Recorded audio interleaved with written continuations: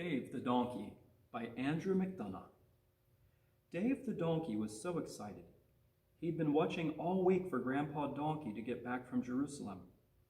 Dave had some big news he'd been waiting to share with Grandpa Donkey. Grandpa, guess what? I carried the king into Jerusalem. You're joking, Dave. No, Grandpa, I carried the king. I was standing out in the front, minding my own business, when the king's servant untied me and led me to the king. The king jumped on my back, and we charged down the hill and up the mountains to Jerusalem. The crowd waved palm branches. Everyone cheered, "Hooray for the king! Long live the king!" We said goodbye, and I headed home, leaving the king to get on with the job of being king. So, Grandpa, you've been in Jerusalem since then. Tell me what happened next. Did the crowd keep cheering for the king? Well, Dave, the crowd were yelling for the king.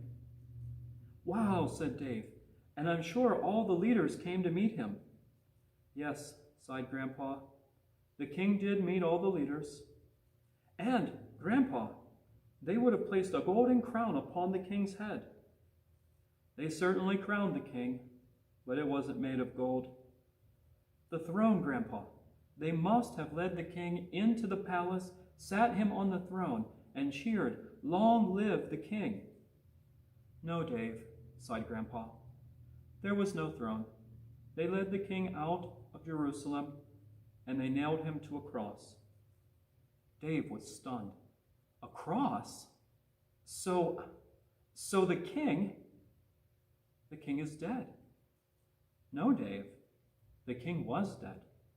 The king was placed in a tomb, and the tomb was sealed with a heavy stone. But now the king is alive. He was dead, but the tomb is empty, and the king is alive. Dave stared across the valley to Jerusalem as the strange and wonderful news rolled through his mind. The king was dead, but now he is alive. Grandpa, asked Dave, did you ever carry someone special that you will never forget? Yes, Dave, said Grandpa. As a matter of fact, I did.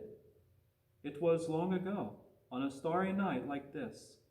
I carried someone special that I will never forget. Long live the king, Dave. Long live the king.